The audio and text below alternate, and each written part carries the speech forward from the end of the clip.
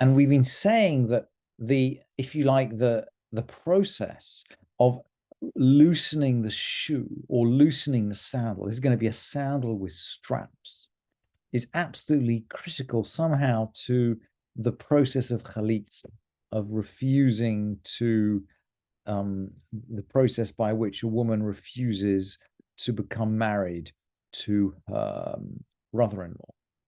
And in the third Mishnah of the 12th chapter, when we're discussing these processes, we're going to zoom in on what is the essential element of the halitza. And the Mishnah begins, halitza ve'rakaka avalo karat halitzata kshera. If she took off the shoe and spat, but she did not recite, her chalitza is valid. What are we talking about here? Well, we learned from the Pesukim that the elders of the town call the guy who doesn't want to marry his sister-in-law, and he says, Lo chafatzti lekata. And then the widow goes up to him in the presence of the elders, pulls, and she does three things. She pulls his shoe off his foot. And we're saying that's a sandal, not a shoe. And she spits in his face. And we're going to learn later that the rabbis actually don't require her to spit at him, but she spits in front of him. But that's the second thing she does. She spits in his face. And then she makes a declaration. Thus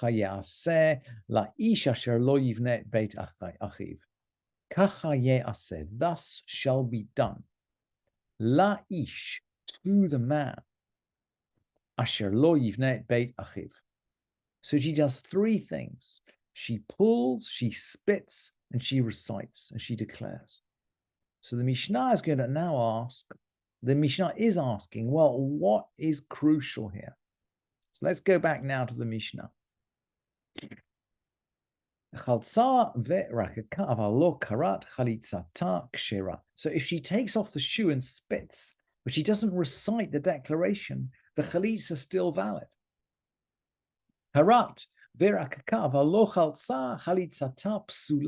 If she recites and spits, but she doesn't take off the shoe, the halitza is invalid. Somehow taking off the shoe, taking off the sandal is absolutely critical. So what about the third situation? She takes off and she recites, but she doesn't spit. Does she need to spit? Halitza vekarata aval lo rakaka. So she takes off the shoe and she recites a declaration. Aval lo rakaka, she doesn't spit. And now we're going to have a dispute. In the third situation, we got a dispute. Rabbi Eliezer, this is halachic poetry. The first is kosher, the second is not kosher, the third is in doubt. And we're going to have Rabbi Eliezer and Rabbi Akiva, our two friends. Rabbi Eliezer omer chalitzata psula veRabbi Akiva chalitzata kshera. Rabbi Eliezer says it's no good, it's invalid. She's got to spit. Rabbi Akiva says it's valid, it's fine. Spitting, it's not crucial. And now they're going to fight it out from the Pesukim, and they're going to quote the verse that we just read. Amar Rabbi Eliezer, kacha ye'aseh. Rabbi Eliezer says, you've got to spit. Why is that? Because the verse says, thus shall be done. It's something which is done. Davar shehu ma'aseh ma'akev. Something which is done, something which is a deed, is essential, it's critical. If you don't do it, it screws up the whole process. The Hebrew ma'akev means an impediment, basically, but it's more than an impediment. It's an essential impediment. So Rabbi Eliezer says, "Kacha yaseh, so shall be done." And Rabbi Akiva is going to slam dunk him now. Amar la Rabbi Akiva, mishum. Now I pointed this with a question mark. Mishum ra'aya. Are you really going to get a proof from there? But we don't have to. Remember that the exclamation mark is not in the manuscript of the Mishnah. The manuscript's got no punctuation at all, zero. other than breaks between Mishnayot. And we could have an exclamation mark instead of a question mark. Amar lo Rabbi Akiva mishum ra'aya, exclamation mark. I'm going to get my proof from the same verse that you're going to get your proof from. And I think this is probably a better translation with the exclamation mark. From there is the proof from your verse. And remember the whole of the verse. Kacha ye'aseh la'ish. Thus shall be done to the man that doesn't want to build up the house of his brother. And Rabbi Akiva is saying, Davar shehu ma'aseh v'ish. The only essential act is something which is done to the man. Kacha ye'aseh la'ish. Thus shall be done to the man. And the only thing we're doing to the man is taking the shoe off. The spitting isn't done to him, it's done in front of him. So Rabbi Akiva is saying, even without the spitting, the halitza is valid. And the halacha follows Rabbi Akiva, by the way. So we go with Rabbi Akiva. The spitting is not crucial because it's not done to him, it's done in front of him. What if? So those are the essential ingredients. Basically, the essential ingredient is she has to take the shoe off. That's really what we're learning. She has to take the shoe off. What if the person undergoing the process, maybe the man, maybe the woman, didn't have full capacity? And the Mishnah then goes on to ask, a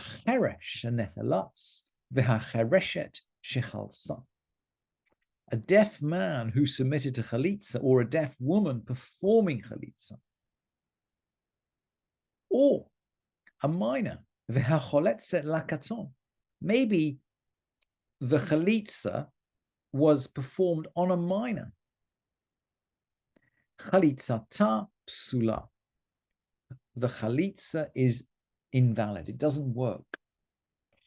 And there's a question here. We might ask, is there something about being deaf because you can't hear the declaration? Or is it about mental capacity? I think it's about mental capacity. And in the world of the Mishnah, by the way, the cheresh, someone who can't hear, is equated with someone who doesn't have mental capacity. Perhaps because in the time of the Mishnah, they didn't really have the sort of educational tools that we have now to educate people who are deaf. If you're deaf, you can't really function in society. So the cheresh is associated with the shoter, the someone who doesn't have mental capacity. And I think this is what we're talking about here. Someone who's deaf and someone who's not of age don't have the capacity to perform this deed. So even though it is highly ritualistic and you complete it with intercourse, the chalitza seems to require intent. It seems to require active intent. You need mental capacity to carry it out. Now, what if? So we've dealt with the chalitza performed on a minor. What if the woman doing the chalitza is a minor? Ketana shehaltza, a minor who performs chalitza. So the girl is performing the chalitza. She does not want to marry her brother-in-law.